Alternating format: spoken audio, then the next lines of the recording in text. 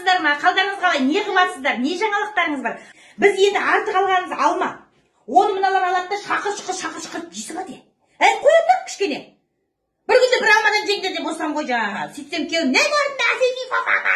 Жерсін деп қайта айтшы. Қазір не жерін білмейсің.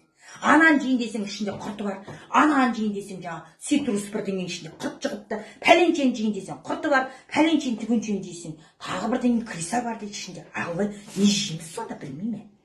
Адам шашиды.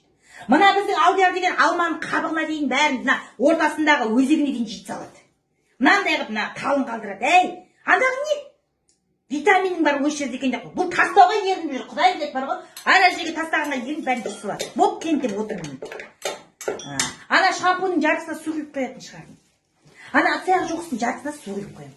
Күйеуім айтады, мына шампунь немене көпірмейді деп қойды. Иә, қазіргінің бәрі сондай деп білмейді. Ол білмеген ішіне су құйған. Заман ақыр деп қайқайдап ұрсады. Баяғыда басымызды кір сабынмен жуатынбыз. Ашылатын. Артынан кір сабын шықпасын деп әділ сабынмен жуып алатын. Шайдай болып ашылады.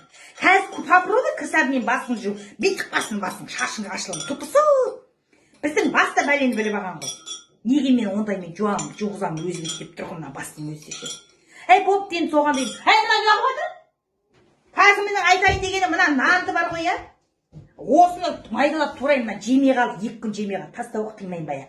Сөйтіп турайын да майонез, кішкене чеснок, ана бір роллтының дәмдеу үшін қосам да, араластырып газдың астына салып жіберемін. Қытырлақ кезешки болып шығады, мыналар жейді. Ештеңе жоқ, артық от болмайды, жеп қояды. Енді барға қаубақ дейік, жоққа сабыр қылайық. Сөйтіп бала шағаны өсіріп алайық. Қиындық көрген, анадан жасап алған, ол бала жақсы өседі. Ешкімге өкпелеп отқан жоқпын. Енді Құдай жеткізсін, жетем деген адамға жеткізер енді. Сол айтайын деген сол шыдайма, жүгіріп шықтым ғой.